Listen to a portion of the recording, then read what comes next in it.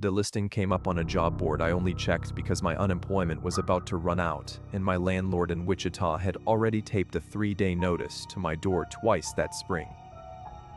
Overnight elevator operator wanted, Loomis Fork Grain Cooperative. $62,000 a year plus a furnished trailer on site, no experience with grain necessary, will train the right candidate. I read it 3 times before I let myself believe the pay was real.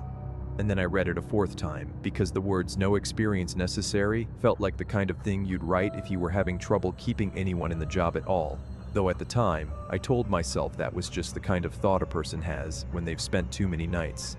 refreshing their bank balance and watching it not change. I was 34 years old, divorced 2 years, and paying $420 a month in support for a daughter I saw every other weekend if the custody schedule held, which it usually did not. And I had $11,000 in credit card debt that had been quietly compounding since the divorce lawyer's retainer. And so when I called the number on the listing and a man named Hollis Spence answered on the 2nd ring and told me I could start inside of 2 weeks if I could pass a background check and didn't mind isolation, I said yes before I'd finished doing the math on what isolation might actually mean. The divorce had come out of nothing dramatic, which somehow made it worse. No affair that either of us ever found out about. No single fight anyone could point to afterward as the one that broke it. Just 2 people who had spent 3 years quietly running out of things to say to each other over dinner until the silence itself became the thing we were arguing about. And Amanda kept the house because her name had gone on the deed first, back when her parents helped with the down payment, and I kept a storage unit in South Wichita full of furniture neither of us had wanted badly enough to fight over, and a car with 141,000 miles already on it. I lost the warehouse job at the distribution center off Kellogg Avenue about 8 months after the divorce was final, when the company folded 2 facilities into one and used the word redundant in the termination letter, the same way you'd use it to describe a part on a machine rather than a person who had shown up on time for 6 years running. And I spent the better part of a year after that stitching together whatever hours I could find, stocking overnight shelves at a grocery store on the west side, driving for a rideshare app on weekends when gas prices made it worth doing, watching the number in my checking account get a little smaller every month, while my daughter grew up, mostly through photographs her mother texted me, and the handful of weekends a month the custody schedule actually held. So that by the time the Loomis Fork listing came across my phone on a Tuesday night I don't otherwise remember anything about, I had already reached the particular kind of tired where a job that came with free housing and, as far as I could tell from the listing, almost no competition for the position, didn't read like a warning sign so much as a rope thrown down to somebody who had stopped expecting one. Hollis Vance ran the co-op board out of a low brick office attached to the scale house, and when I drove out for the interview, the elevator itself came up out of the wheat stubble a good 10 minutes before the town did. A concrete tower maybe 120 feet tall with Loomis Fork Coal-Out Cooperative painted down the side in letters that had gone the color of old teeth. Flanked by steel bins that caught the afternoon sun like a row of dented cans, the town proper was smaller than I expected. For something with its own grain co-op, maybe 400 people according to the sign at the edge of the county road, a single main street with a diner, a hardware store, a church with a gravel parking lot, and a gas station that also sold bait. Hollis was somewhere north of 60, built like a man who had spent his whole life lifting things heavier than himself. And he shook my hand with a grip that made my knuckles ache for a minute afterward. He walked me through the operation in about 40 minutes. The scale house where trucks weighed in during harvest, the head house at the top of the tower where the leg conveyors dumped grain into the distribution system, the 14 numbered bins that held wheat, milo, and soybeans depending on the season, and the office trailer where I'd be doing most of my actual work once harvest wound down, which mostly amounted to walking the property twice a night, logging temperature and moisture readings off the cable probes hung down into each bin, and calling it in if anything looked wrong. He told me the last man to hold the job, a fellow named Gerald Pruitt, had worked the position for 11 years before he left. And when I asked why Gerald left, Hollis said the man had simply had enough of nights the way some men do, and wanted his daylight back. And something about the way he said it made me think it was a sentence he'd practiced saying to people who asked, though I didn't think much more of it right then because I was doing arithmetic in my head about $62,000 a year against $11,000 of debt and a free place to live, and the arithmetic came out very much in favor of taking the job, no matter what Gerald Pruitt's reasons had been. I moved into the trailer on the second Monday of September, and it was a nicer trailer than I expected. 2 bedrooms, a window unit that worked, a kitchen stocked with basic dishes that must have belonged to Gerald Pruitt or whoever had lived there before him. And I remember standing in that kitchen on my first night with a duffel bag of clothes and a box of books I hadn't opened since the divorce, thinking that for the first time in 2 years I might actually be able to breathe. My daughter Emma was 7 then, and I called her that first night to tell her about the trailer, about how there were more stars out here than she'd ever seen in Wichita, and she asked if there were coyotes. And I told her there probably were, and she asked if I would be scared, and I told her I wasn't scared of anything, which was true at the time. In a way, it would not remain true for very much longer. The daylight side of the operation ran with a rotating crew of 6 men under a foreman named Roy Deaver, a broad, sunburned man somewhere in his 40s who had grown up 2 farms over from the co-op and had never worked anywhere else in his adult life. And Roy was the first person at Loomis Fork who talked to me like an ordinary new hire rather than someone being quietly sized up, teasing me within the first week about my Wichita accent and the way I said certain vowels, and showing me, on one of the mornings our shifts briefly overlapped, how to read the subtle change in engine pitch that told you a leg conveyor was about to jam before any alarm caught it.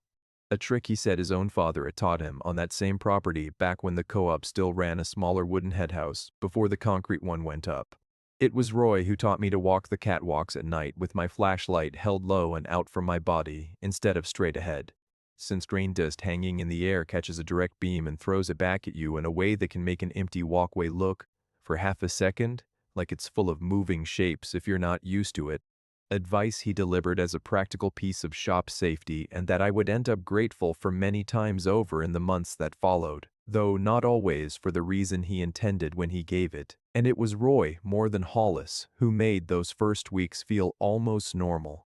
who invited me to sit in on the crew's Friday lunch even though I worked nights and had no real reason to be there, who asked after my daughter by name once I'd mentioned her, and who never once, in all the months I came to know him, said anything about Bin 7 that wasn't the same rehearsed line everybody else in that town seemed to have been issued. Training lasted 4 nights, with Hollis walking the route beside me until he was satisfied I understood the equipment. And it was during that training that I first heard him refer to bin number 7 the way he did, which was not at all if he could help it. He walked me past bins 1 through 6 with a kind of running commentary about capacity and typical fill levels. And he did the same for bins 8 through 14, but when we came to 7 he simply said that one's not in rotation this season, and moved us along the catwalk without slowing down. And when I asked what he meant by not in rotation, he said the structural engineer had flagged some concerns about the concrete on the east wall a few years back, and the board had decided it was cheaper to leave it empty than to fix it. And I remember thinking that was a strange thing for a 120-foot concrete silo full of grain to have wrong with it. Structural concerns, since the whole point of the design was that concrete like that was supposed to outlast everybody involved by a century. But I didn't push on it because I was still in the phase of the job where I wanted very badly to seem like the kind of employee who didn't ask more questions than necessary. The readings themselves were simple enough once I got the hang of them.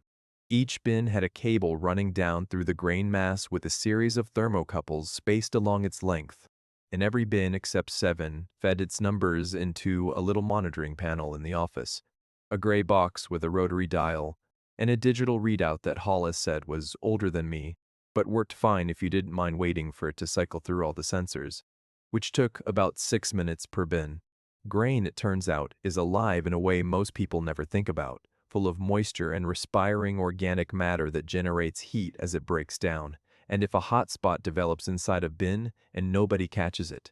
you can end up with spontaneous combustion smoldering away in the center of 100,000 bushels of wheat with no visible smoke until it's too late to do anything but call the fire department and watch. So the job, as Hollis explained it, mostly consisted of catching those hot spots before they became a problem, which meant 2 full circuits a night, one around 11 and one around 4, checking every panel and writing every number down in a logbook that dated back further than I ever got around to checking. My first night doing the full route entirely on my own, without Hollis walking a step behind me the way he had for 4 straight nights of training. I remember standing at the base of the headhouse stairs for a long moment before I started climbing. listening to the co-op settle into the particular quiet a large industrial property takes on once the day crew has gone home and the last truck has pulled out of the scale house lot. A quiet that felt, that first night, less like emptiness and more like a held breath. Though I told myself at the time that was only nerves and the strangeness of a new job in a town I still could not have found on a map 3 weeks earlier, I completed that first solo circuit in just under 50 minutes, logging every reading exactly the way Hollis had shown me. And I remember calling Emma from the catwalk on my way back down, mostly so I would have something ordinary to listen to in my ear while I walked, and telling her, only half joking, that her father had a very important new job watching over a very large amount of wheat. And her laughing at that in the easy, uncomplicated way 7-year-olds laugh at things that aren't especially funny. And I held on to that phone call, in the months that followed, more than almost any other memory from that first year.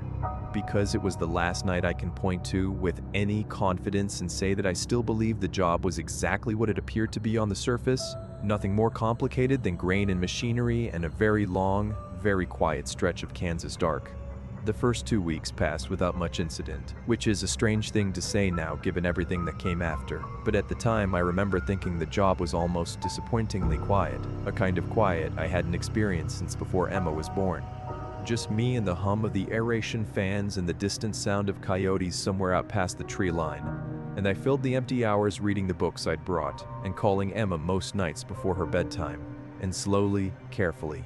paying down the smallest of my credit card balances with the first 2 paychecks. It was during the 3rd week, on a Tuesday night that had turned unseasonably cold for late September, that I noticed the grain in bin number 12 had shifted in a way that didn't match anything I'd read about in the training manual Hollis left me, a shallow depression maybe 3 feet across that had opened up near the center of the surface, visible through the small round inspection hatch at the top when I climbed the headhouse stairs for my 11 o'clock check. And when I called it into Hollis the next morning, he told me that happened sometimes when grain settled unevenly during unloading and not to worry about it unless it kept growing. And it didn't keep growing. So I let it go, though I remember standing at that hatch a while longer than I needed to, watching the moonlight fall into that shallow bowl of wheat and thinking it looked less like something had settled and more like something had been sitting there. Around that same stretch of nights I started paying closer attention to the aeration fan schedule, since Hollis had shown me during training how to switch the big roof fans on and off depending on outside humidity to keep moisture from building inside a bin, and I noticed, going back through the logs, that bin 7's fan, the one that by every account should have had no purpose at all on a bin that had sat empty and sealed for decades, had been running continuously for as long as the records in that office went back, drawing enough power on its own that it showed up as a separate line item on the electric bill. Hollis kept clipped to the corkboard behind the dispatch desk, a fact I only noticed because I'd started, without quite admitting it to myself, going through every scrap of paper in that office looking for something that didn't add up. When I finally asked Roy about it on one of our overlap mornings, he got a look on his face I hadn't seen from him before. Something closer to embarrassment than the easy confidence he usually carried. And he said that fan had been running as long as he'd worked there, and that nobody touched it. Not the switch on the wall, not the breaker in the panel. And when I asked why, he said only that some things on that property just worked better left alone, and then he asked me if I'd caught the ball game the night before. In a tone that made clear the conversation about the fan was finished whether I had more questions or not. It was the 2nd month, in the middle of harvest, when trucks were coming in at all hours, and the co-op was running both shifts hard, that I started noticing things about bin 7 specifically, the one Hollis had told me wasn't in rotation. The access hatch at its base, a heavy steel door secured with a padlock that Hollis had told me was original to the building from when it went up in 1953. At a footprint pressed into the grain dust that had settled in front of it, a single boot print, toe pointed toward the door, and when I asked the day shift foreman about it, a heavy-set man named Roy Deaver who'd worked the co-op almost 20 years. He looked at the print for a long moment before he said, probably one of the county inspectors came through and didn't sign the visitor log, which struck me as a strange explanation for a print outside a bin that wasn't supposed to be in use at all. In a spot where nobody had any particular reason to walk. I mentioned it to Hollis the next day, and he said the same thing about the inspector almost word for word, which made me wonder if the two of them had a standard answer worked out for exactly this kind of question. The way people do when they've had to give the same explanation more than once. It was during that same stretch of harvest that I watched, from the scale house window on a slow Tuesday afternoon, something whose full weight I did not understand until much later. A young truck driver named Cody Ferris, no older than 22 by my guess, had climbed up onto Bin 9 to break apart a grain bridge that had formed after an early rain-dampened part of a load. A routine enough task that Roy walked him through it without much ceremony beyond tying a rope around his waist and anchoring it to the catwalk railing the way procedure required, and I watched Cody sink in past his knees within seconds of the bridge giving way beneath his boots. Watched Roy and another man haul on that rope with everything they had while the grain pulled the other direction with a strength that did not look, from where I stood, like it belonged to grain at all, and it took the better part of 4 minutes and a second man climbing down after him with a length of pipe to break the suction around his legs before they finally got him free. Cody sat on the catwalk afterward shaking and laughing in that too loud way people do right after they understand exactly how close they came to something. And Roy clapped him on the shoulder and told him that was why you always wore the rope, plain as that. And nobody on the crew said anything more about it for the rest of the day, and it was only weeks later, after I'd sat on Walter Kessler's porch and heard what he had to say about 1978, that I found myself thinking back to something Cody had said to the rest of the crew right after they pulled him out. That the grain had made a sound just before the bridge gave way, a sound he described at the time as the grain settling funny, and that I had come, by then, to understand almost certainly had nothing to do with settling at all. Around the same time, I started having a feeling I can only describe as déjà vu. Though it wasn't quite that, because déjà vu implies a memory you can't place, and this was more specific than that. A sense that I already knew certain things about the property before I'd been told them. I remember standing at the top of the head house stairs on my first night doing the route alone, before Hollis had walked me through the full layout, and knowing, with a certainty I couldn't explain,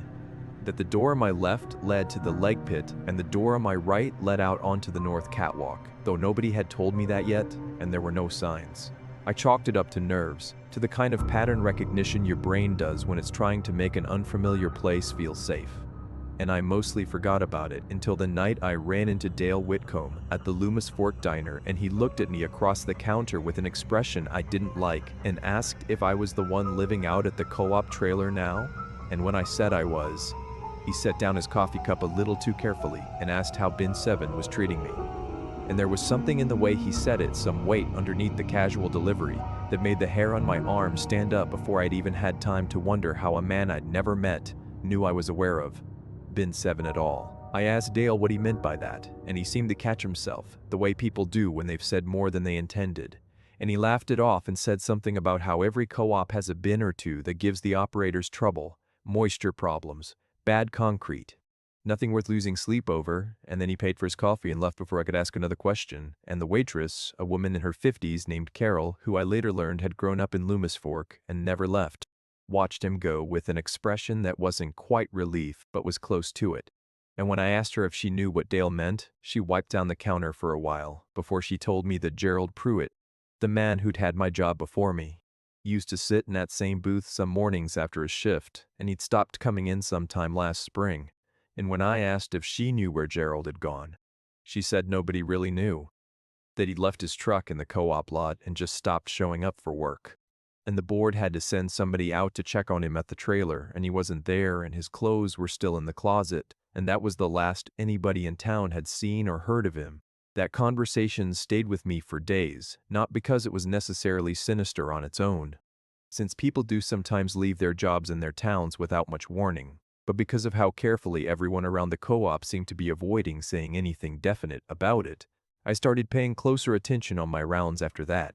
spending a few extra minutes at Bin 7's access hatch each night, and it was on one of those extended visits, close to the middle of October, that I first heard the sound, a low, shifting rustle from somewhere deep inside the bin, the kind of noise grain makes when it settles. Except this bin was supposed to be empty, had been empty according to Hollis, for years. And empty bins do not produce the sound of 100,000 bushels of wheat quietly rearranging themselves in the dark. I put my ear against the cold steel of the door, and I heard it again, softer this time. And then something that might have been a scrape of metal on concrete, Or might have been my own imagination working overtime in a 120-foot tower at 2 in the morning with nobody else awake for miles. And I stood there a long time before I made myself walk away and finish the rest of my route. I decided after that night that I needed to know more about Bin 7, and anyone at the co-op seemed willing to tell me. And since the county library in the next town over kept old newspaper archives and microfilm going back to the 1940s, I drove the 25 minutes out there on one of my days off and asked the librarian, a patient older woman who seemed pleased that anyone still used the microfilm reader at all, if she could help me find anything about an incident at the Loomis Fork Cooperative. She didn't need to search long. There had been, she told me as she pulled the reels,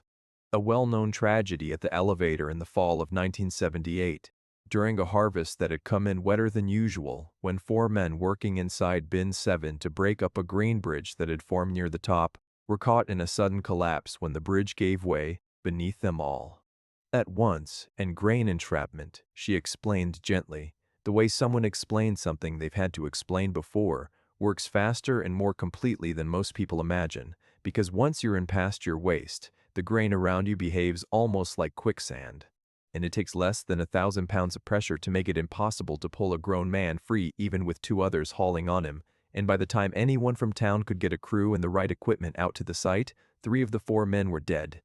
And the 4th survived only because he'd been standing nearest the ladder and managed to claw his way up before the bridge fully gave. The newspaper articles she pulled up for me were thin on detail beyond the basic facts. A front-page story the week it happened, a follow-up about the funerals, and then, strangely, nothing at all, no editorial about elevator safety reform, no lawsuit coverage, no mention of the incident again in any issue I could find for the rest of that year or the next,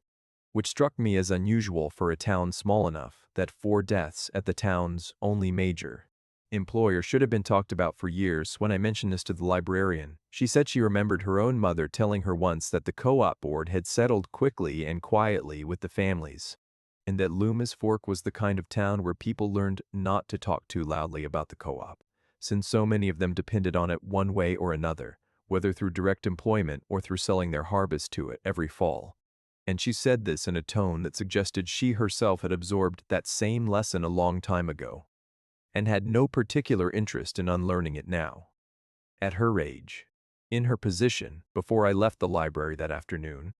I asked the same patient librarian, mostly on a hunch I couldn't fully explain to myself, whether the archive held anything at all on a family named Orrin, the family I would not learn had once owned the co-op's ground until my visit to the courthouse some weeks later, and she surprised me by not needing to search for that one either, pulling instead a much older reel that took her longer to thread into the machine, and what came up was a short item from the local paper's predecessor, dated the spring of 1922, reporting that 2 members of the Orrin family, a father and his grown son, had gone missing from their own property over the course of a single planting season, the father first in March and the son some weeks later while out searching the same stretch of ground where his father had last been seen, and that neither man was ever found despite what the article described only as an extensive search of the property and surrounding acreage, and the item ended with a line that the librarian read aloud to me twice, as though she wanted to be sure I'd heard it correctly the first time, stating that the remaining Orrin family had subsequently fenced off the northeast portion of their land and posted it against trespassers of any kind, family included, a restriction the article noted, almost as an aside, that the family maintained without exception for the better part of the next 3 decades, until the sale of the property in 1951. I drove back to Loomis Fork that evening with the names of the 3 men who had died in 1978 written on a notepad on my passenger seat, and one name in particular kept catching my eye, a man named Walter Kessler who, according to the article, had survived the collapse, the one who'd made it to the ladder. And when I asked Carol at the diner the next morning if a Walter Kessler still lived nearby, she went quiet for a second and then told me he did, out past the county line on his late wife's family land, and that he didn't get many visitors and might not want the company. But she gave me rough directions anyway, and something about the way she gave them, reluctant but not refusing, told me she thought I should go even if she wasn't going to say so outright. Walter Kessler was somewhere in his 70s when I found him, sitting on the porch of a farmhouse that had seen better decades. And when I introduced myself as the new overnight man at the co-op, something crossed his face that I would come to recognize later as a very specific kind of fear. The kind that has had 40 years to settle into a person's bones and become almost indistinguishable from resignation. He didn't invite me in, but he didn't send me away either. And after I explained what I'd found in the newspaper archive and asked him, as gently as I knew how, what had actually happened in that bin in 1978, he was quiet long enough that I thought he might not answer at all, and then he told me that the official story, the Grain Bridge collapse, was true as far as it went, but that it wasn't the whole of it, and that the whole of it was something he had spent 40 years trying not to think about, and had mostly succeeded. Until men like me kept showing up at his door every few years asking the same questions. He said that when the bridge gave way, he'd been the closest to the ladder, and as he was pulling himself up and out, he'd looked back down once, just once, and what he saw in the grain below him, in among his 3 co-workers who were already sinking past help, was not simply 3 men drowning in wheat, but the wheat itself moving in a way wheat does not move, folding and closing around them with something he could only describe even now as intention and beneath the surface. For just a moment before he hauled himself the rest of the way out and didn't look down again. He thought he saw something pale and impossibly large shift position, the way a large animal shifts its weight when it's decided to stop waiting and start taking. He told me that he had never gone back to the co-op after that day. Not once, not even to collect the last check owed to him, which the board had eventually mailed to his late wife's family address without his ever having to ask, and that he had spent the better part of the next decade doing whatever work he could find that kept him away from tall buildings and enclosed spaces of any kind, fence work, custom hay baling, a stretch driving a delivery truck for a feed store 2 counties over, and that it had taken him the better part of 20 years before he could sit in a room with a closed door without needing to know exactly where the nearest exit was. A habit his late wife had learned to work around without ever once asking him to explain it. Because he told her only the same official version everyone else in town had been given, and he said that not telling her in the end, across nearly 40 years of marriage, was the thing he regretted most out of everything that had happened, more than the collapse itself, more than the 2 co-workers he hadn't been able to save, because it meant he had spent 4 decades carrying the truth of that morning entirely alone. And now that she was gone, he said, looking past me toward the empty fields beyond his porch rail rather than at my face, he supposed he was going to go right on carrying it alone until he wasn't around to carry anything at all anymore. I asked him what he thought it was, and he said he didn't know, that nobody who worked the co-op back then knew. Only that the elevator's builders back in the 1950s had put the structure up on a site the old-timers even then called bad ground, land that the original homesteading family who'd owned it before the co-op bought them out had refused to farm for reasons nobody had written down, and that after 1978, the co-op board had made a decision, quietly, among themselves, never voted on publicly and never recorded in any minutes he ever saw, to seal bin 7 rather than tear it down or fill it in properly, and to make sure that whoever held the overnight position going forward understood, without it ever needing to be said in so many words, that the thing under that concrete needed to be kept satisfied if the rest of the operation was going to keep running the way it always had, with good harvests and a moisture panel that never showed the kind of hotspot that burns the seasons. Storage to ash. When I asked him what keeping it satisfied actually meant in practice, he looked at me for a long moment with something like pity and told me that was a question I was going to find the answer to myself, whether he told me or not, and that he was sorry, genuinely sorry, that it had fallen to someone like me, and then he asked me, quietly, to leave, and I did. Because there was nothing in his face left to argue with, I did not go straight back to the trailer after leaving Walter Kessler's porch. I drove instead to the county courthouse in the seat town, 20-some minutes further out, and spent the better part of an hour with a records clerk pulling the deed history on the co-op's parcel. And what I found there matched what Kessler had told me closely enough, that I stopped being able to comfort myself with the idea that he was simply an old man, whose memory had curdled into superstition over the decades, because the land, according to the county's own records, had changed hands only twice in its recorded history. Once when the original homesteading family, a family named Orne who had filed their claim back in 1879, sold the parcel in 1951 to the newly formed cooperative for a price so far below the going rate for comparable acreage that the clerk herself Glancing over my shoulder at the numbers, remarked without my asking that somebody must have been awfully eager to be rid of it. The only other document in the file, tucked in behind the deed itself, was a single handwritten note from the county surveyor of the time, dated the same month as the sale, stating in plain, unremarkable language that the northeast quarter of the parcel had been excluded from every prior agricultural assessment going back to the original homestead claim, with no further explanation offered anywhere in the file for why 45 straight years of county assessors had each, in their turn, declined to survey that particular corner of ground. And when I asked the clerk, as casually as I could manage, whether she knew anything about the Orne family or why they might have left in such a hurry, she said only that the name meant nothing to her, though she said it a beat too quickly.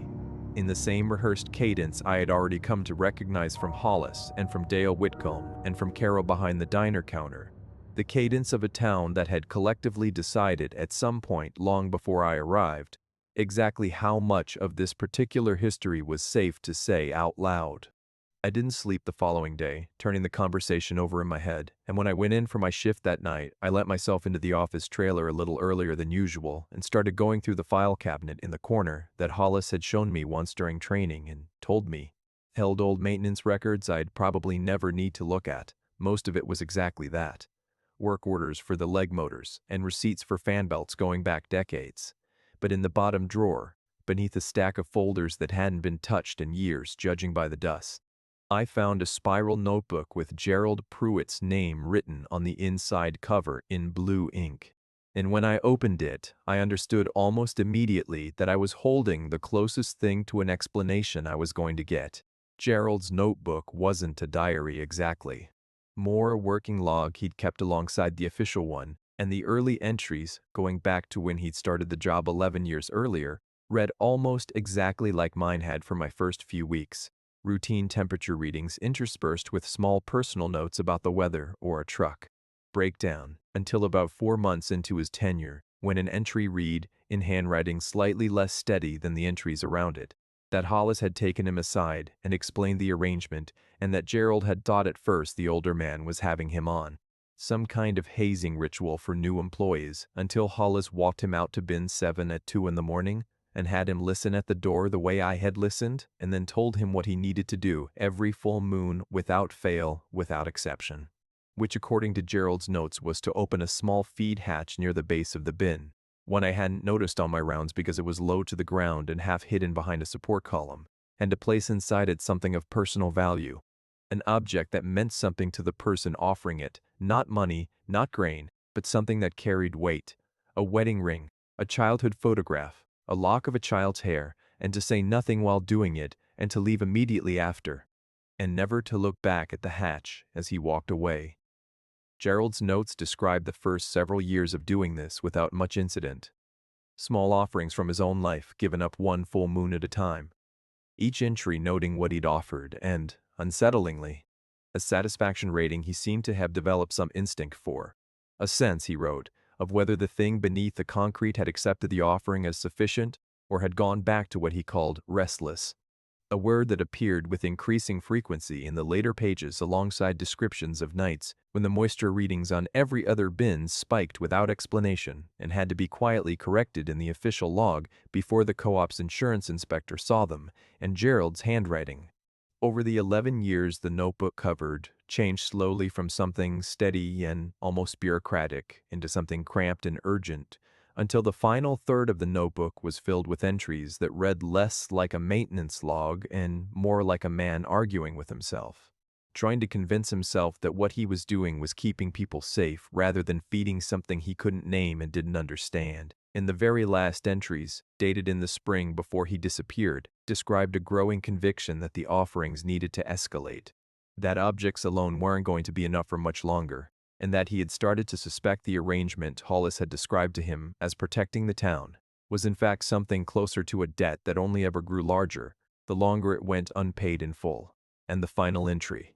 undated but clearly the last thing he ever wrote in that notebook, said only that he had decided he wasn't going to do it anymore, that he was done, and that he was going to tell Hollis so in the morning. I went back through the middle third of that notebook a second time after finishing it. looking for anything I might have skimmed past too quickly, and a handful of entries stayed with me in a way the others didn't. One from Gerald's 4th year on the job that read only, "It did not want the ring this time. I could tell before I even closed the hatch," and another, dated maybe 18 months later, that read, "I have started dreaming about the inside of the bin, even though I have never once climbed down into it, and I wake up with dust in my mouth that I cannot explain." And a third, closer to the end, where his handwriting had gone small and cramped in a way that made it hard to read even holding the page up to the trailer's kitchen light. That said, I keep telling myself this is no different from the men who work the stockyards or the rendering plant. That every town has its ugly necessary job, and mine just happens to be this one, but I do not believe that anymore, and I am not sure I ever really did. And beneath that entry, in a different pen, added later by the look of the ink, he had written a single line that I read more times that night than I would like to admit, which was, "Ask yourself what it is actually asking for now, because it is not asking for the same thing it asked for in year one." I closed the notebook and sat with it in my lap for a long time in that trailer, and I want to be honest about what went through my mind in that moment, which was not disbelief, not really, because too many small things had already lined up too neatly for disbelief to hold, but something closer to a cold, practical fear, the kind that starts doing math even while the rest of you is still catching up to what you've just read. And the math I found myself doing was this: that I had signed a lease on that trailer, that my name was now on the co-op's payroll, that I had $11,000 of debt I'd only chipped a few hundred off of, and that whatever had happened to Gerald Pruitt after he decided he wasn't going to do it anymore, nobody in this town seemed inclined to explain it to me directly, which felt, in its own way, like the loudest answer anyone had given me yet. I didn't do anything that night except finish my rounds as normal, moving faster than usual past bin 7, and I noticed, or thought I noticed, that the temperature panel readings for bin 12, the one with the shallow depression that had never fully filled back in, ran 2 degrees higher than they had the week before, which was within the range Hollis had told me not to worry about, but which felt, standing there at 4 in the morning, with Gerald's notebook still folded into my jacket pocket, like the beginning of something rather than the noise it was supposed to be. I drove out to Hollis's place 2 days after I found the notebook, still half convinced I could simply quit before any of it became my problem the way it had become Gerald's. And I told him, standing in his kitchen while his wife busied herself in another room in a way that made me think she had learned long ago exactly when to make herself scarce, that I had found Gerald's notes, and that I wanted out, effective immediately. And Hollis did not argue with me the way I expected, did not raise his voice or threaten anything about the lease or the remaining months on my informal contract, but instead sat down heavily at his kitchen table and asked me, quietly, whether I had considered what happened to the readings the week Gerald stopped, and whether I understood that the board, faced with that kind of spike again, would have no choice but to bring in an outside contractor to deal with bin 7 directly, men with no relationship to this town and no reason to handle the situation carefully. And he asked me to imagine what a stranger with no context might do if he climbed up into that bin the way Gerald had, and what that might mean not just for whoever the board sent, but for the surrounding structure and for the rest of the crew working the property day to day, Roy included. And it was that last part, Roy's name spoken plainly in his kitchen, that kept me from walking out the door that afternoon the way I had fully intended to when I arrived, because whatever else I believed or didn't believe about the arrangement itself, I had come, in 4 short months, to genuinely like Roy Deaver, and I was not willing to be the reason something happened to him that I could have prevented simply by doing what Gerald in the end had refused to do. The full moon that October fell 9 days after I found the notebook, and I spent most of those 9 days telling myself I wasn't going to do anything about it, that I would simply keep doing my rounds, keep my head down, save enough money to get current on my debts, and quietly start looking for another job somewhere that didn't come with 120-foot concrete question mark standing over it, and I might have managed to hold to that plan if the readings across the whole facility hadn't started drifting the way they did in the days leading up to that full moon. Small increases at first in bins 9 and 11 that I logged and called in the way I was supposed to, only to have Hollis tell me over the phone in a voice that had lost some of its usual gruff patience that I should keep a closer eye on things that week. And something in how he said it made me understand, without either of us saying it plainly, that he knew exactly what was coming and was waiting to see whether I'd figured it out on my own or whether he was going to have to walk me out to that hatch himself the way he had with Gerald. I spent that entire day before the full moon in a state I can only describe as a low, constant hum of dread underneath everything else I did, unable to focus on the paperback I'd been trying to finish for 2 weeks, unable to sit still through a phone call with Emma without losing the thread of what she was telling me about her school day. And I remember driving into town that afternoon for no real reason other than to be somewhere other than the trailer, and sitting in my car outside the church for a while, watching the gravel lot sit empty under a gray sky, thinking about walking in and asking whoever might be there whether a person could pray about something he wasn't sure how to explain, and deciding, in the end, that I did not have the words for it and that showing up unannounced at a rural Kansas church to describe a hole in a grain bin would likely get me a phone call to the sheriff rather than any comfort. And so I drove back to the co-op instead and waited out the rest of the daylight in the trailer with the television on for noise, rather than anything I was actually watching. He didn't have to. On the night of the full moon, I did my 11 o'clock rounds as usual. And at the end of them, I found myself standing in front of Bin 7's low feed hatch with nothing in my hands, because I hadn't decided, even then, whether I was actually going to go through with it. And I want to be honest, that what finally moved me wasn't fear of the thing inside the bin so much as fear of everything else. The debt, the trailer, the $62,000 a year that had already started paying down a life I badly wanted back, and the quiet, ugly thought that maybe Gerald had simply been a man who couldn't handle the arrangement, and that I, having read his notebook and understood what was actually being asked of me going in, might handle it better, might be able to do what needed doing without losing whatever he had lost.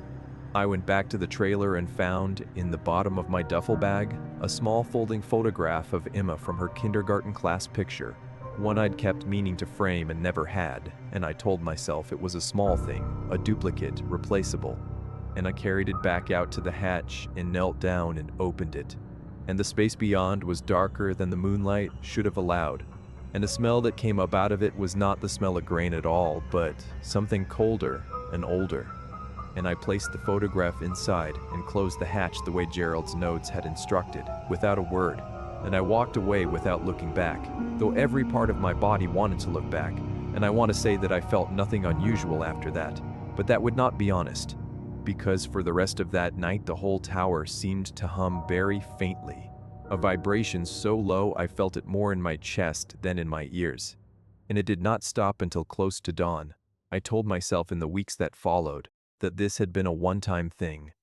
a single act of desperation I would never repeat, and I even began, quietly, to look at job listings in other counties on my days off. But the moisture and temperature readings across the facility settled back into their normal ranges almost immediately, and Hollis, when I saw him next, thanked me in a way that made clear he knew exactly what I had done without either of us naming it directly, and handed me an envelope with an extra $2,000 in it that he called a harvest bonus. And I took it, and I hated myself a little for how easy it was to take. And I told myself that this was simply the nature of the job, the way working a cattle operation or a chemical plant involves its own unpleasant necessities that a person learns to live alongside if the paycheck is good enough. And I kept telling myself some version of that story through November and into December, through a second full moon that came and went with a second offering, this one a wristwatch that had belonged to my father, and through a growing awareness that I had started to develop the same instinct Gerald described in his notebook, a sense of whether the thing beneath the bin was satisfied or restless.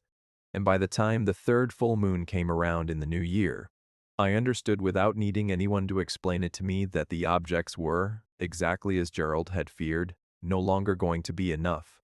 It was around this same time that I started having the dream Gerald had described in his notebook, the one about the inside of the bin. Though in mine it was not simply dust in my mouth when I woke, but the specific, granular weight of wheat itself pressing in against my chest, the way I imagined it must have pressed against the three men in 1978. A weight that in the dream never quite crushed me, but never quite let go either. And I would wake most mornings with my jaw aching from having clenched it all night, and a taste in the back of my throat that no amount of coffee seemed able to wash out before noon. I mentioned the dream to Carol at the diner once, carefully, framing it as simple stress from the new job. And she went still, in the particular way she had started going, still, whenever I brought up anything even loosely connected to the co-op, and told me, after a pause long enough that I almost changed the subject for her, that her own uncle had worked the co-op back in the 70s, not at the time of the collapse but a few years after, and that he used to say the dust out there got into a man's sleep the same way it got into his lungs. A little more every season, until eventually it was just part of how he slept. And she said this the way a person repeats a family saying they've never fully examined, and then she topped off my coffee and moved down the counter before I could ask her anything more. I noticed it first as a change in the sound, the low shifting rustle I'd once had to press my ear to the door to hear now, audible from several feet away on quiet nights, and then as a change in the co-op's numbers more broadly. Trucks coming in from bins that had shown no sign of trouble suddenly registering brief spikes that corrected themselves before I could even finish logging them, as though something were testing the edges of every bin on the property rather than staying contained to the one it was supposed to occupy, and I called Hollis about it more than once, and each time he told me to keep doing what I was doing and not to worry, in a tone that had started to sound less like reassurance and more like a man repeating instructions he'd been given a long time ago by someone else and had never questioned closely enough to know what to do if they stopped working. Cody Ferris quit that same week, without notice, the same way Gerald had, and I want to be careful here to say only what I actually know, rather than what I have since let myself suspect. Because Roy told me Cody had simply gotten an offer from a cousin who ran an irrigation business 2 counties over and taken it. Better daytime hours. No more overnight harvest pushes. A plain enough explanation that I might have believed without a second thought if I had not. 3 days before he left, run into Cody at the gas station on the edge of town and watched him go a shade paler than I had ever seen a person go just from being asked, in passing, whether he still thought about that day on bin 9, and he told me, in a low voice, glancing back toward the pumps as though checking who else might be listening, that he had started hearing that same settling sound at night in his own house, in the walls, weeks after it happened, and that his mother, who he still lived with, had started hearing it too, and that he had decided he would rather take a pay cut and drive an hour each way to the irrigation job than spend one more night close enough to that elevator to keep hearing it. And I did not tell him what I had learned from Walter Kessler or from Gerald's notebook, partly because I did not know how to say it without sounding unwell, and partly, I am ashamed to admit now, because some small selfish part of me did not want to give him one more reason to talk about any of it to anyone else in town before I had figured out what I intended to do myself. Roy noticed the change in me around that same time, even if he never said so directly. In the small ways co-workers notice things about each other without needing to name them, commenting once that I'd gone quiet at the Friday lunches I used to sit in on, asking another time, half joking, whether the night shift was finally getting to me the way it seemed to get to everybody eventually. And I remember one gray afternoon in December when our shifts overlapped longer than usual because of a delayed grain truck, and Roy leaned against the scale house counter while we waited and asked me, without any of his usual teasing, whether I was doing all right out here on my own, whether the isolation was wearing on me the way it wore on some men. And I came closer in that moment than I had with anyone before, or would with anyone after, save for what I am writing here now, to simply telling him everything, the notebook, the hatch, the sound in bin 7. And I opened my mouth to start and then thought of what Hollis had said in his kitchen about outside contractors and men with no context, and thought of Roy's 2 kids and his wife who ran the register at the hardware store on Saturdays. And I told him instead that I was fine, just adjusting to the schedule. And he nodded in a way that told me he did not entirely believe me, but had decided, out of whatever kindness or self-preservation men in that town seemed to share in equal measure, not to push any further. The night everything changed was in late January. Cold enough that the fan belts on the aeration system had started icing, and I was 2/3 through my 4 o'clock round when the lights in the head house flickered and died, plunging the top of the tower into a darkness so complete I had to feel my way along the catwalk railing to find stairs. And it was in that darkness, with my flashlight beam swinging wildly across the walls, that I heard from somewhere below me a sound I will never be able to fully describe except to say it was the sound of a very large volume of grain moving with purpose, not settling. not shifting under its own weight, but moving the way water moves when something beneath the surface is swimming toward you, and I understood, with a clarity that cut through my panic rather than adding to it, that whatever lived under bin 7 had found a way to move through the shared conveyor system that connected every bin in the facility to every other one. A system of belts and legs and distribution chutes that ran beneath the whole property like a nervous system, and that it was no longer confined to the one bin it had occupied since 1953, and somewhere below me, inside the walls themselves, I could hear belts running that had no business running at that hour.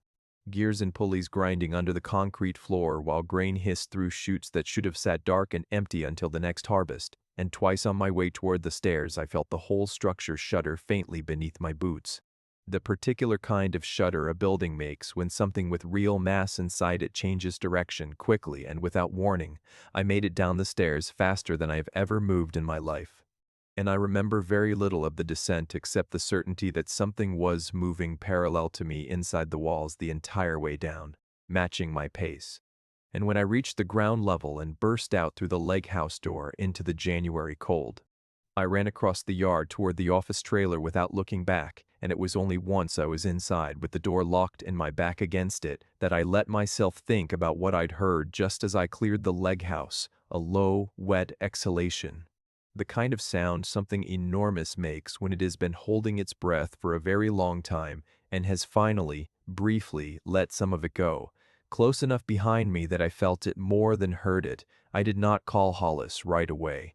I sat with my back against that trailer door for what felt like a long time, but was probably only a few minutes. My flashlight still clenched in one hand, and when my breathing finally slowed enough that I trusted my legs again, I made myself look out the small window facing the tower, half expecting to see the whole structure lit up somehow with whatever had been moving through it, and instead I saw nothing at all out of place.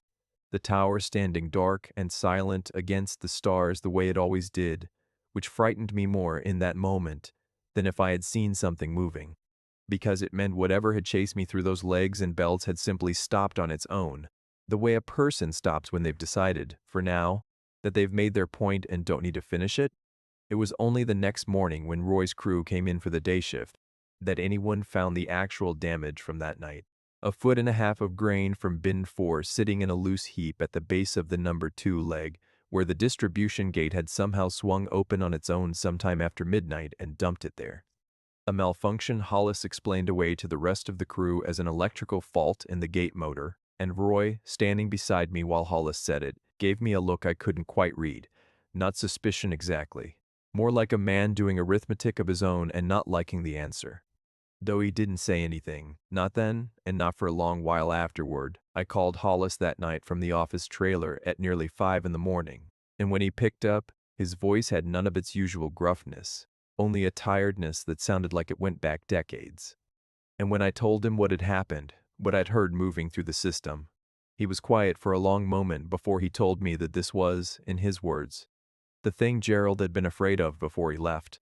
That the arrangement, whatever it had originally been when the board struck it back in the aftermath of 1978, had never been a fixed thing, that it required not just regular feeding but escalating feeding. That Gerald had tried to stop and the escalation that followed had been severe enough that the board had quietly agreed to increase what was offered just to bring things back under control. And that I needed to understand, he said, his voice cracking slightly on the words, that there was no version of this where I simply quit and walked away clean, because the thing beneath bin 7 had, over the decades, become woven into every part of the operation in a way that meant walking away wouldn't end it, only leave it hungrier for whoever came after me. The way it had been left hungrier after Gerald. I asked him, then, why the board had never simply had the whole structure demolished and rebuilt somewhere else on the property, since surely, whatever the cost, it would be cheaper in the long run than what I was hearing described to me at 5 in the morning, with my hands still shaking too badly to hold a pen steady. And Hollis told me the question had come up more than once over the decades, and that the one time the board had seriously entertained it, back in the 1980s, hiring a contractor to bring the whole tower down and start fresh on cleaner ground further west on the property. The survey crew sent out to assess the site had lost a man on their very first day of work. A rigger who fell from scaffolding that every other person on the crew swore had been properly secured when he went up and properly secured when they found it afterward, with nobody able to offer any explanation for how he'd come loose. And the demolition plan had been quietly shelved within the week and never seriously raised again by anyone on the board after that. Hollis said he did not know, could not know whether that fall had truly been an accident or something closer to a warning, but that the board had chosen, after it happened, not to test the question a second time, and he told me this in the same flat, tired voice he'd used for everything else that night, the voice of a man reciting facts he had long since stopped being surprised by and had never found a way to stop carrying. I asked him directly what had actually happened to Gerald Pruitt, and there was a silence on the line long enough that I thought he might have hung up. And then he told me, in a voice gone very flat, that after Gerald refused to make his offering that spring, the readings across the whole facility had spiked for 3 straight nights running, hot enough in 2 bins that the board had genuinely feared a fire, and that on the 4th night, Gerald had gone out to the tower alone, against Hollis's direct instruction to wait for the board to figure out a solution, and had climbed up into bin 7 itself through the top hatch, apparently believing he could confront whatever was down there directly, or perhaps simply intending to bury it, none of them ever really knew which. And that when Hollis arrived the next morning after Gerald failed to check in, the ladder was still down inside the hatch, and the top 8 or 9 feet of grain inside the bin.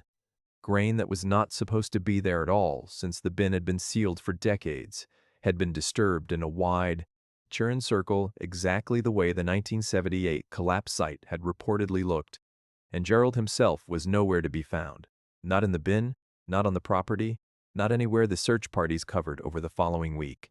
In the official story the board settled on and told the county sheriff, the same story Hollis had told me on my first day, was that Gerald Pruitt had simply quit the job and left town without notice, and the sheriff who Hollis said had grown up in Loomis Fork himself and understood, in the way everyone in that town seemed to understand without ever discussing it, not to look too closely at anything involving the co-op, signed off on it without much of an investigation at all. I sat in that office trailer until the sun came up, holding the phone in my lap long after Hollis had hung up, and I thought about Emma's kindergarten photograph sitting somewhere down in that dark, and I thought about my father's watch, and I thought about the $62,000 a year, and the $11,000 of debt that was now down to a little under $6,000, and I thought with a kind of exhausted, furious clarity that I was not going to end up like Gerald Pruitt, disappeared into a grain bin with nobody in the county willing to ask a second question about it. And I decided, sitting there in the gray early light, that I was going to leave that day without giving notice, without packing anything I couldn't fit in my car in 15 minutes, and drive back to Wichita and figure out the rest of my life from there, debt and all. Because whatever this arrangement actually was, I had not agreed to spend the rest of my working years feeding pieces of my daughter's childhood into a hole in the ground to keep a co-op's insurance numbers looking clean. Hollis came out to the trailer himself around 8 that morning, before I'd finished loading the car, standing in the gravel drive with his hands in his coat pockets and an expression that looked less like anger than something closer to grief, and he did not try very hard to stop me, which surprised me at the time, saying only that he understood, that he had thought about doing the same thing himself more times over the years than he would ever admit to the board, and that the only piece of advice he had for me, for whatever it was worth, was to drive straight through without stopping anywhere in the county long enough for anyone to ask where I was headed. And I remember thinking, as I pulled out past him onto the gravel road with my duffel bag and a box of books on the passenger seat, that I had never seen a man look more like he was watching someone make the same mistake he himself had once tried and failed to make. And it was not until later that I understood he had not been warning me to hurry because he thought I might change my mind, but because he already knew, in some tired, resigned way he could not bring himself to say out loud, that I would not get far enough for it to matter one way or the other. I want to say that plan worked, that I got in my car that morning and drove away and never looked back, the way I'd promised myself I would. But the truth is more complicated, and I think it matters that I tell it accurately, rather than the way I wish it had gone. I packed what I could in those 15 minutes, and I did get in my car, and I did start driving, and for the first 20 minutes on the county road heading east, Back toward the highway, I genuinely believed I was going to make it out clean. That the whole nightmare of the last 5 months would shrink in my rearview mirror the way bad jobs and bad decisions are supposed to, until, somewhere around the county line, my phone rang with a call from a Loomis Fork number I didn't recognize, and against every instinct telling me not to. I answered it, and it was Carol from the diner, her voice shaking in a way I'd never heard from her before, telling me that something had happened at the elementary school in town not 20 minutes after I'd left the co-op. That a classroom floor near the gymnasium, an old part of the building that had been built, she said, her voice breaking, on a strip of land the co-op had donated to the school district back in the 1960s, had partially given way without warning, and that they were still pulling children out from underneath it, and that people in town were saying things, ugly, frightened things, about how it had happened the exact same morning the new overnight man at the co-op had driven off the property for the first time in 5 months. I learned the rest of it later, secondhand and in pieces. The way you learn most things in a town that size, that 3 children had been pulled out with broken bones and one with injuries serious enough that she'd been flown by helicopter to a hospital in Wichita, close enough to my own old neighborhood that I recognized the hospital's name from years of driving past it, and that by some mercy nobody fully understood, nobody had died, though Carol told me later that the youngest of the 3, a boy of maybe 6, had needed to be sedated at the scene because he would not stop screaming that something under the floor had grabbed his ankle before it gave way, a detail the school district's official statement did not include, and that the local paper, when it finally ran a short piece 2 days later, described only as structural failure attributed to age and undocumented soil settlement beneath the 1960s edition. Language I recognized immediately, having read enough county documents by then to know exactly what kind of sentence gets written when the people writing it already know the real explanation and have decided together not to put it on paper. I don't fully know, even now, whether Carol's call was coincidence or whether it was something closer to a message, delivered through however many miles of shared ground connects a 120-foot grain elevator to an elementary school gymnasium built on donated co-op land, but I know that I sat on the shoulder of that county road for a long time with my hazard lights blinking and my hands shaking too badly to hold the wheel, and I know that by the time I trusted myself to drive again, I had turned the car around, and I know that I told myself it was only temporary, only until I understood whether what had happened at that school was truly connected to what I'd done or hadn't done that morning. And I know that I've been telling myself some version of that same temporary story for 11 months now, through every full moon since, through offerings that have grown harder to give, and that I no longer let myself think too carefully about before I carry them out to that low hatch behind the whirl hatch support column, and through a growing, sick understanding that Hollis was right, that there is no clean version of walking away from this, only versions where I walk away and something else in this town pays the difference instead of me. Emma turned 8 in June, and I drove into Wichita for her birthday, and I sat at her party in her mother's backyard watching her blow out candles shaped like the number 8 that Amanda had clearly gone to some trouble to find. Surrounded by a dozen other second graders from her class, whose names I mostly did not know, and whose parents kept a careful, polite distance from me, the way people do around someone they've heard is going through something, and I found myself doing something, in that backyard I am not proud of, which was looking at those children, cataloging them almost without meaning to, the way you catalog anything you have trained yourself to see differently than you used to, weighing in some cold reptile part of my brain I did not know I possessed until that afternoon. Which of them would be missed the least, and I caught myself doing it, and I excused myself to the bathroom inside Amanda's house, and sat on the edge of the tub with the water running so nobody would hear, and I stayed in there long enough that Amanda knocked once, gently, to ask if I was all right. And I told her I was fine, that I just needed a minute, which was the first outright lie I had told her since the divorce, and probably not the smallest one I have told since. I hated myself for that afternoon in a way I don't think will ever fully go away. And I drove back to Loomis Fork that same night rather than staying over the way I used to, because I did not trust myself to be that close to my daughter for an entire weekend anymore. Not with the thoughts that had started living in the back of my mind since January. Thoughts I have never written down before this and am only writing down now because I think somebody, somewhere, should have a record of this that isn't hidden in the bottom drawer of a filing cabinet for the next person to find in a spiral notebook years from now. I have thought often, these past months, about Amanda and about how strange it is that the two of us spent the last years of our marriage arguing over things that felt enormous at the time. Money we didn't have, time neither of us felt the other was giving. The slow, ordinary erosion of two people who would simply stop choosing each other every day the way a marriage requires, and how small all of it looks to me now from the far side of what I have learned since coming to Loomis Fork. And I have thought, too, about calling her. About trying to find some version of this to tell her that would not sound like the ravings of a man who has finally come apart under the weight of a bad divorce and a worse job.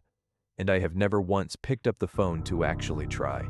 because I do not know how to say any of it in a way that would not end with her fighting harder than she already does for full custody, and because some small, still rational part of me understands that if our positions were reversed, if she called me one night to say she had started leaving pieces of our daughter's childhood inside a hole behind a support column at her job every full moon, I would not wait for a court date either, and so I keep the second notebook instead, and I keep doing the rounds, and I keep telling myself,